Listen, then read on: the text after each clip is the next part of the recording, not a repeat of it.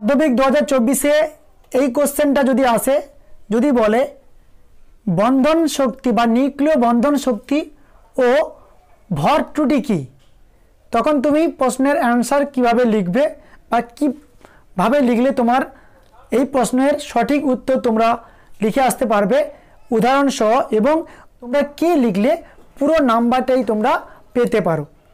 চলো আমরা এই কোশ্চেনটা করছি। এই কোশ্চেনটা করার আগে সবাইকে শুভাশিস ক্লাসরুমে স্বাগত, ওয়েলকাম। আশা করি তোমরা সবাই ভালো এবং সুস্থ আছো। আমি শুভাশিস, আমি নিয়ে এসেছি তোমাদের কাছে মাধ্যমিক 2024 বিভিন্ন চ্যাপ্টার থেকে ইম্পর্ট্যান্ট কোশ্চেনগুলো মাধ্যমিক ভৌত বিজ্ঞানের ওপর, যেখানে তোমাদের অনেকগুলো ক্লাস আমরা করিয়ে ফেলেছি, আর কয়েকটা ক্লাস করেই আমরা এই মাধ্যমিক 2024 যে ইম্পর্ট্যান্ট কোশ্চেন পর্ব আমরা শেষ করব। আজকের আমরা করব পরমাণু নিউক্লিয়াসের দ্বিতীয় পর্ব, যেখানে আর কয়েকটা ইম্পর্ট্যান্ট কোশ্চেন নিয়ে আলোচনা করব। যার প্রথম কোশ্চেন তোমরা দেখতে পাচ্ছ, বন্ধন শক্তি কি এবং ভর ত্রুটি কি। চলো বন্ধন শক্তিটা আগে বুঝে নিই বা কি লিখবে তোমরা। বন্ধন শক্তি, যাকে আমরা ইংরেজিতে বলি বন্ড এনার্জি। তাহলে বন্ধন শক্তি বা বন্ড এনার্জি কি, তাহলে কি লিখবে আগে লিখে দিই কি ব্যাপারটা। প্রোটন ও নিউট্রনগুলি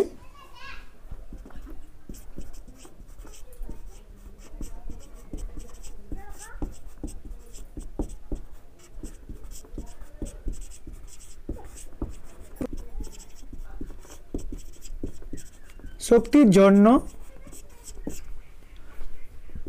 পরমাণু নিউক্লিয়াসে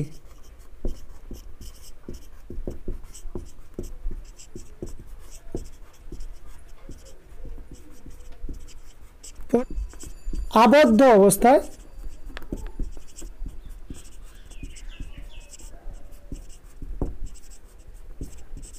থাকে সেই শক্তিকে বলা হয় বা তাকেই বলা হয় কি নিউক্লিয় বন্ধন শক্তি। তাকেই বলা হয় বা তাকে বলা হয় নিউক্লিয় বন্ধন শক্তি বা বন্ড এনার্জি। তোমরা সবাই নিশ্চয়ই জানো কোনো মৌলের নিউক্লিয়াসে প্রোটন এবং নিউট্রন থাকে। সে তাহলে প্রোটন ও নিউট্রন তো থাকেই অবস্থায়, বা প্রোটন নিউট্রন একসাথেই থাকে, তাহলে তারা বন্ড করে থাকবেই। তাহলে এখানে স্পেশাল কি আছে, তাহলে আমরা স্পেশাল কিসের জন্য বা এখানে স্পেসিফিক্যালি কি বর্তমান, যেখানে আমরা এই বন্ধন শক্তির কথা তুলনা করব বা জানবো কেন। ঠিক আছে, তোমরা সবাই নিশ্চয়ই জানো প্রোটনের চার্জ কি, প্রোটনের চার্জ পজিটিভ চার্জ এবং নিউট্রন নিস্তড়িত, অর্থাৎ নিউট্রনের মধ্যে পজিটিভ নেগেটিভ কোনো কিছুই থাকে না। ক্লিয়ার করতে পারলাম? তাহলে নিউট্রন কণা হচ্ছে নিস্তড়িত কণা, প্রোটন কণা হচ্ছে আমাদের পজিটিভ কণা। অর্থাৎ এইখানে অর্থাৎ পুরো মৌলের নিউক্লিয়াসে কোনো মৌলের নিউক্লিয়াসে কি থাকে, প্রোটন ও নিউট্রন, এবং প্রোটন এবং নিউট্রনের মধ্যে নিউট্রনের চার্জ আমরা থাকে না, আর প্রোটনের চার্জ পজিটিভ চার্জ। তাহলে একাধিক প্রোটন থাকে, তাহলে একাধিক প্লাস থাকে এখানে, হ্যাঁ কি না? এই জন্য আমরা বলি নিউক্লিয়াস একটা ধনাত্মক আধানযুক্ত, কারণ নিউক্লিয়াসের মধ্যে শুধুমাত্র প্রোটনের চার্জ বর্তমান, নিউট্রনের চার্জ থাকে না। ঠিক আছে, দেখো তোমরা নিশ্চয়ই জানো দুটো সম আধান পাশাপাশি থাকতে পারে না, হ্যাঁ কি না? আর বিপরীত আধান পরস্পরকে আকর্ষণ করে। দেখো নিউক্লিয়াসের মধ্যে সম আধান কি, অর্থাৎ পজিটিভ আধান বর্তমান।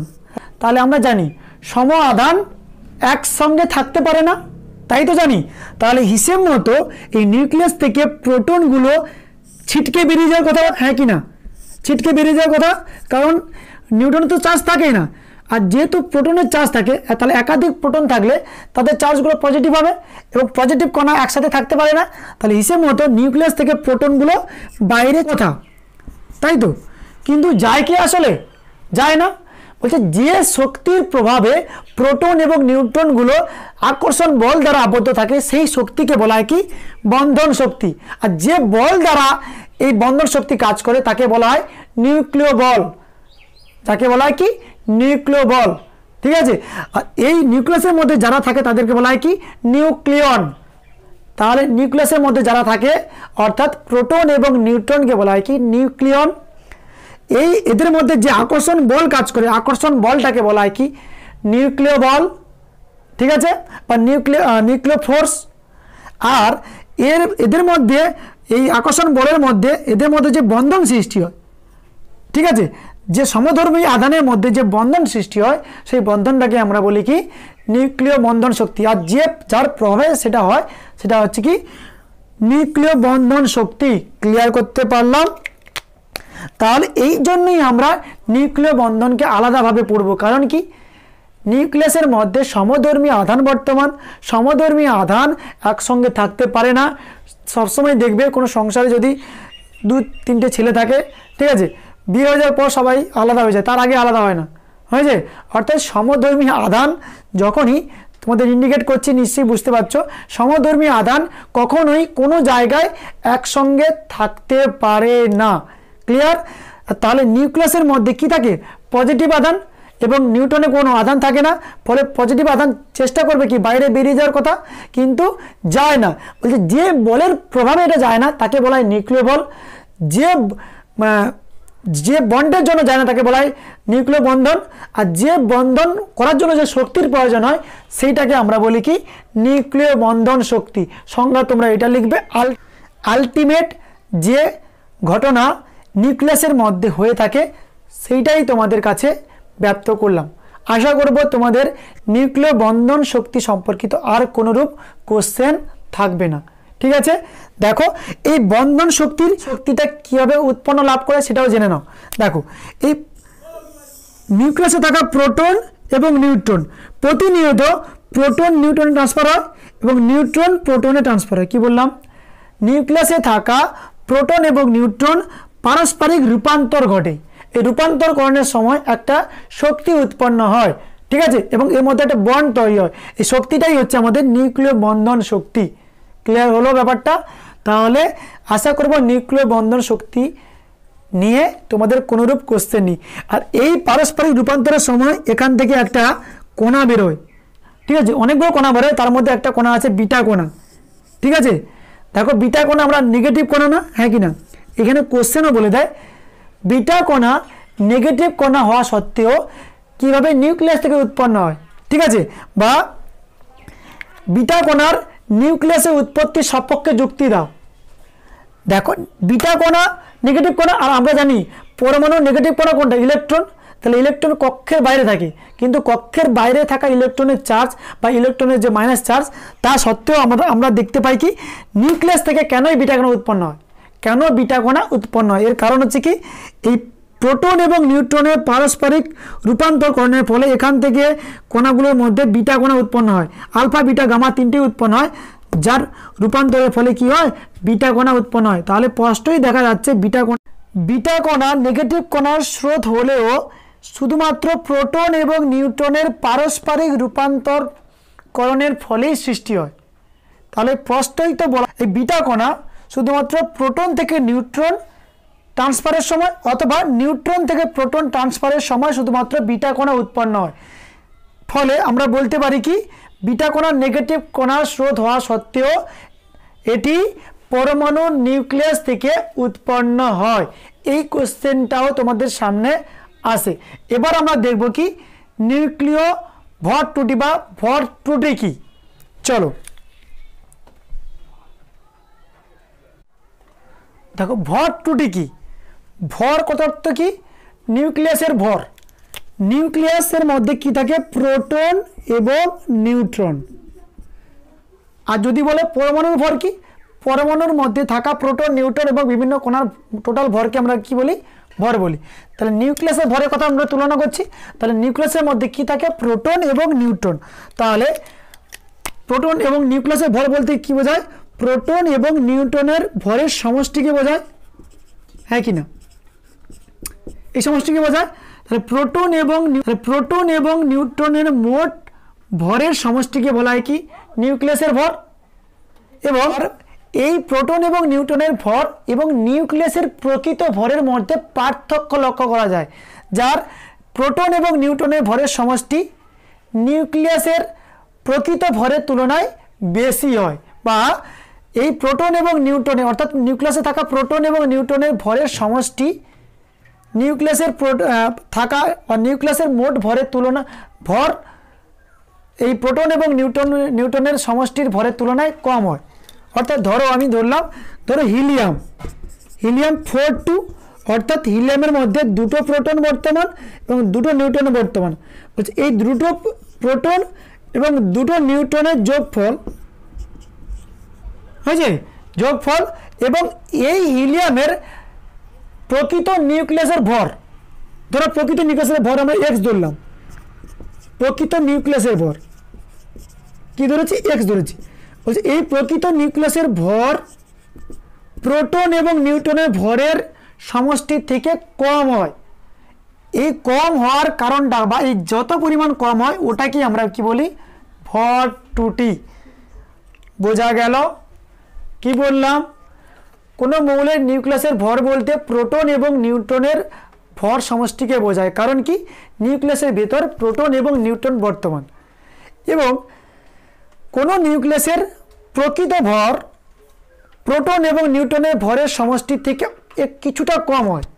আর যে পরিমাণ কম হয় ওই পরিমাণ ভরটাকে আমরা বলি কি, ভর ত্রুটি।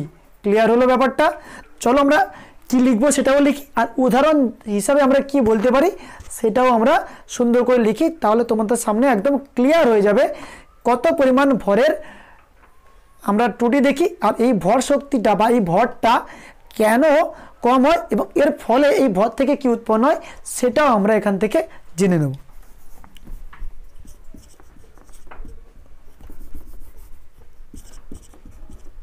কোন মৌলের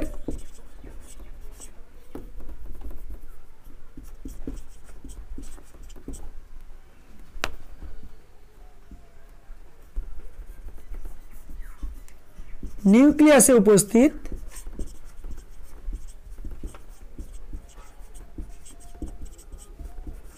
উপস্থিত প্রোটন ও নিউট্রনের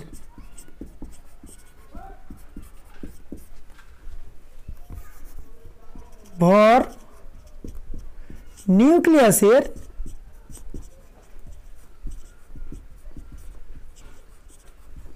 প্রকৃত ভরের তুলনায়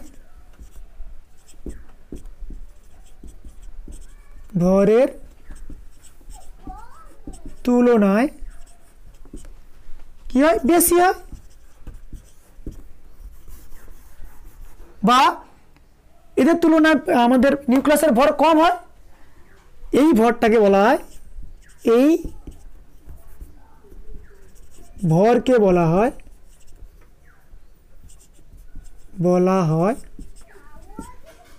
বা এই পার্থক্য, এই ভরের পার্থক্যকে বলা হয়, ভরকে লিখো না, এই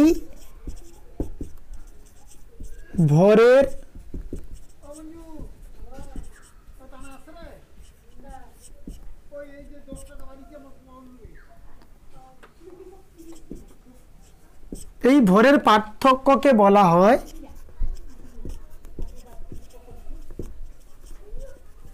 ভর ত্রুটি।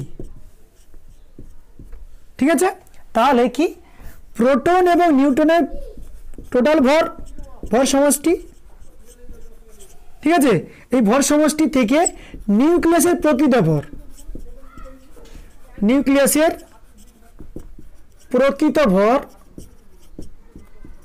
ভর কি হয়, কিছুটা কম হয়, আর এর বিয়োগফলকে আমরা কি বলি, ভর ত্রুটি।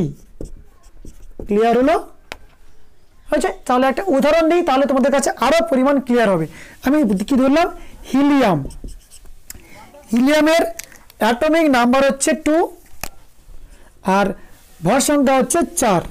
তাহলে হিলিয়ামের মধ্যে প্রোটন কটা, প্রোটন 2টি এবং নিউট্রন 2টি। তাহলে আমি কি বার করছি, প্রোটন এবং নিউট্রনের ভরের সমষ্টি বার করছি।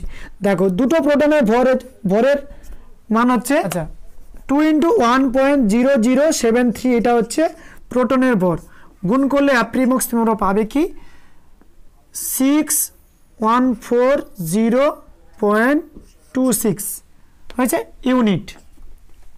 আর নিউটনের ভর 2 × 1.0087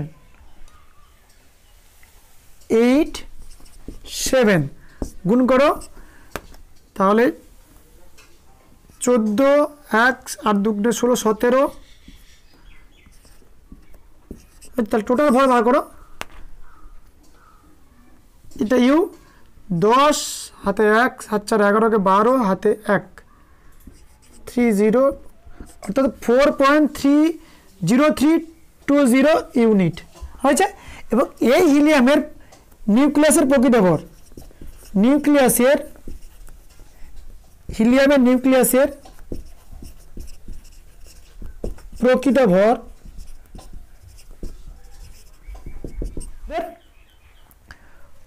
4.0015, 4.0015, ঠিক আছে। তাহলে দেখো পার্থক্য, তাহলে ভর টুটি বার করো, তাহলে ভর টুটি পেলাম কত 4.030 মাইনাস 4.0015 বিয়োগ করো 0.305 অর্থাৎ 0.0305 ইউনিট। অর্থাৎ এই পরিমাণ পার্থক্য আমরা পাচ্ছি, সেটা প্রতিটা নিউক্লিয়াসের ক্ষেত্রে আলাদা। তাহলে হিলিয়ামের ক্ষেত্রে আমরা পাচ্ছি কত 0.030 ইউনিট। এটাই হচ্ছে আমাদের ভর ত্রুটি, ঠিক আছে। আর এই ভর, এই ইউনিটটা, ঠিক আছে, শক্তিতে কনভার্ট হয়। কারণ আমরা জানলাম নিউক্লিয়াসের মধ্যে প্রোটন এবং নিউট্রনগুলো নিজেদের মধ্যে আকর্ষণ বল কাজ করে। সেই আকর্ষণ বলটাকে আমরা বলি কি নিউক্লিয় বল। আর এদের মধ্যে বন্ধন উৎপন্ন হয়, আর বন্ধনের ফলে শক্তির প্রয়োজন হয়। এই শক্তিটা কোথা থেকে আসে? যে ভরের পার্থক্য আমরা দেখতে পাচ্ছি, সেই ভর ত্রুটির ফলে বা সেই ভরটা শক্তিতে রূপান্তরিত হয়, ঠিক আছে। সেই শক্তিটা আমাদের নিউক্লিয় শক্তির মধ্যে থাকে, অর্থাৎ নিউক্লিয়াসের ভর, প্রকৃত ভর প্লাস আমাদের বন্ধন শক্তি যোগ করলে আমরা কি পাবো? এই টোটাল ভরটা পাবো। ক্লিয়ার হলো? তাহলে ওই ভর ত্রুটিটা শুধুমাত্র শক্তিতে রূপান্তর অবস্থায় থাকে নিউক্লিয়াসের মধ্যে। এই জন্য প্রশ্ন বলে ভর ত্রুটির উৎস কি বা বন্ধন শক্তির উৎস কি? ভর ত্রুটি। ক্লিয়ার হলো ব্যাপারটা? তাহলে দেখো এই পরিমাণ শক্তির পরিমাণ কত হবে? 0.03054। 1 ইউনিটের জন্য আমাদের হয় কত? 1 ইউনিটের জন্য আমাদের শক্তির পরিমাণ মেগা ইলেকট্রন ভোল্ট। গুণ করো, পেলে পাবে কত? Something 28.0416 EMV, electron, mega electron volt. অর্থাৎ এই পরিমাণ শক্তি এত শক্তিতে ভেঙে যায় বা রূপান্তর হয়, ঠিক আছে। যার জন্য আমাদের প্রোটন এবং নিউট্রনের সমষ্টি, ভরের সমষ্টি এবং প্রকৃত ভর সামান্য পার্থক্য দেখা যায়। এই পার্থক্যকে আমরা বলি কি? ভর ত্রুটি। আশা করব ভর ত্রুটি তোমাদের কাছে ক্লিয়ার। চলো আমাদের এই সেশনটিকে লাইক এবং শেয়ার করো। যারা আমাদের এই সেশনে নতুন, তারা আমাদের এই চ্যানেলটিকে সাবস্ক্রাইব করে রাখো। চলো নেক্সট কোশ্চেনটা আমরা দেখে নিচ্ছি, তেজস্ক্রিয়তা কি বা তেজস্ক্রিয় মৌল কি। নেক্সট কোশ্চেন দেখো, তেজস্ক্রিয়তা বা তেজস্ক্রিয় বিঘটন কি। এই কোশ্চেনটা তেজস্ক্রিয়তা না দিয়ে তেজস্ক্রিয় বিঘটন দিলেও একই উত্তর হবে। তেজস্ক্রিয়তা বা তেজস্ক্রিয় বিঘটন কি? কোনো অস্থায়ী মৌলের পরমাণুর নিউক্লিয়াস থেকে। কেন অস্থায়ী বলছি সেটা আমরা একটু পরেই আলোচনা করব। আমি আগে সংজ্ঞাটা বলছি, আগে শোনো। কোনো অস্থায়ী মৌলের পরমাণুর নিউক্লিয়াস থেকে অথবা কোনো নিউক্লিয় ঘটনার ফলে বা নিউক্লিয় বিক্রিয়ার ফলে কোনো মৌলের নিউক্লিয়াস থেকে স্বতঃস্ফূর্ত বিকিরণ নিঃসরণের ঘটনাকে আমরা বলি কি? তেজস্ক্রিয়তা বা তেজস্ক্রিয় বিঘটন। তাহলে তেজস্ক্রিয় বিঘটন কথা অর্থ কি? কোনো মৌলের নিউক্লিয়াসে থাকা কি? নিউক্লিয়াস, আর আমরা জানি নিউক্লিয়াসের মধ্যে কি থাকে? প্রোটন এবং নিউট্রন থাকে। বলছে কোনো মৌলের নিউক্লিয়াস থেকে নিউক্লিয় বিক্রিয়ার ফলে যে রশ্মি উৎপন্ন হয়, সেই রশ্মি নিঃসরণের ঘটনাকে আমরা বলি কি? তেজস্ক্রিয়তা। আর এখানে দেওয়া আছে দেখো একটা অস্থায়ী মৌলের পরমাণু। অস্থায়ী কথা অর্থ কি? দেখো তেজস্ক্রিয় মৌল তাদেরই বলা হয় যাদের নিউক্লিয়াসের প্রোটন এবং প্রোটন সংখ্যা এবং ভর সংখ্যা অর্থাৎ পি প্লাস এন সংখ্যার পার্থক্য 1.5 গুণের বেশি হয় তাদের মধ্যে তেজস্ক্রিয় ধর্ম দেখা যায়। কারণ কি, এই তেজস্ক্রিয় মৌল বা ওই সমস্ত মৌলের পরমাণুর প্রোটনের তুলনায় যখনই নিউট্রন সংখ্যা বেশি হয়, ভারী কথা অর্থ কি, এটার 1.5 গুণ কথা অর্থ কি, নিশ্চয়ই নিউটন বেশি। যখনই প্রোটন সংখ্যার থেকে নিউট্রন সংখ্যা বেশি হয়ে যায় তখন ওই মৌলটা আনস্টেবল হয় বা অস্থায়ী হয়। এই জন্যই এখানে লেখা আছে অস্থায়ী মৌলের পরমাণুর নিউক্লিয়াস থেকে। দেখো আমরা যদি ইউরেনিয়াম ধরি, ইউরেনিয়াম 238 92, তাহলে এর প্রোটন সংখ্যা দেখো পি সংখ্যা 92, এন সংখ্যা দেখো 238 - 92 হচ্ছে কত 6, আর আমাদের 3 146। দেখো এই নিউটন সংখ্যা 146, প্রোটন সংখ্যা 92, পার্থক্য দেখতে পাচ্ছ, তাহলে 1.5 গুণের বেশি। বলছে এই সমস্ত ঘটনা যে সমস্ত মৌলের দেখা যায় তারাই তেজস্ক্রিয়তা দেখায়, ঠিক আছে। আর তাদের মৌলগুলোর পরমাণু নিউক্লিয়াস আনস্টেবল হয়। আনস্টেবল কথা অর্থ অস্থায়ী হয়, অর্থাৎ এখান থেকে নিউট্রন বেরিয়ে যাওয়ার ক্ষমতা রাখে বা কোনো মৌল বা ওই মৌলটা ভেঙে যাওয়ার প্রবণতা দেখায়। আর ভেঙে যাওয়ার একটাই কারণ হচ্ছে প্রোটন থেকে নিউট্রনের ট্রান্সফার বা নিউট্রন থেকে প্রোটনের ট্রান্সফারের সময় এখান থেকেই ওই মৌলগুলো ভাঙতে থাকে এবং ভাঙার ফলে আলফা, বিটা, গামা রশ্মি নির্গত করে বা নিঃসরণ করে। এখানে এই জন্যই বলেছে বিকিরণ নিঃসরণের ঘটনাকে, বিকিরণ কথা অর্থ কি, এই রশ্মিগুলো নিঃসরণের ঘটনাকে বলা হয় কি আমাদের তেজস্ক্রিয়তা। ক্লিয়ার করতে পারলাম?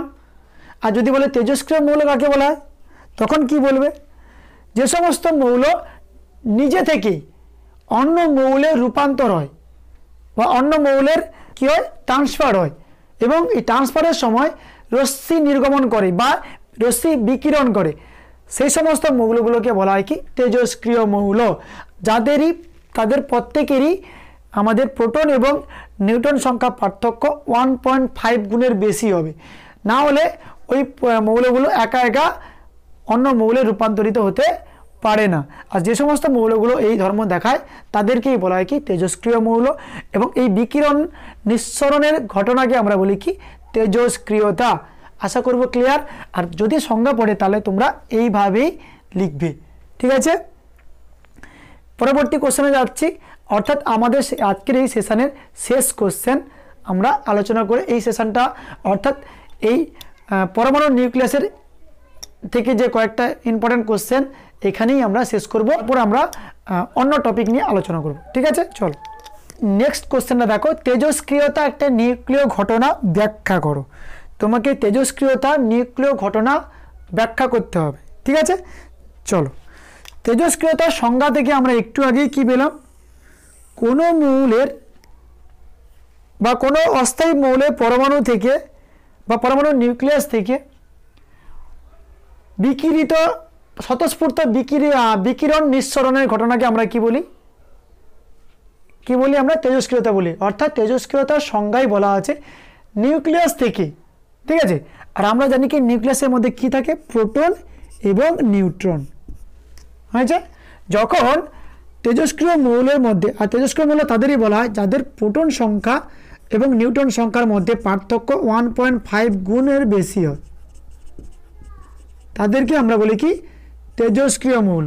অর্থাৎ n গ্রেটার দেন হবে কি p, অর্থাৎ p সমান 1.5 ইন্টু n হবে।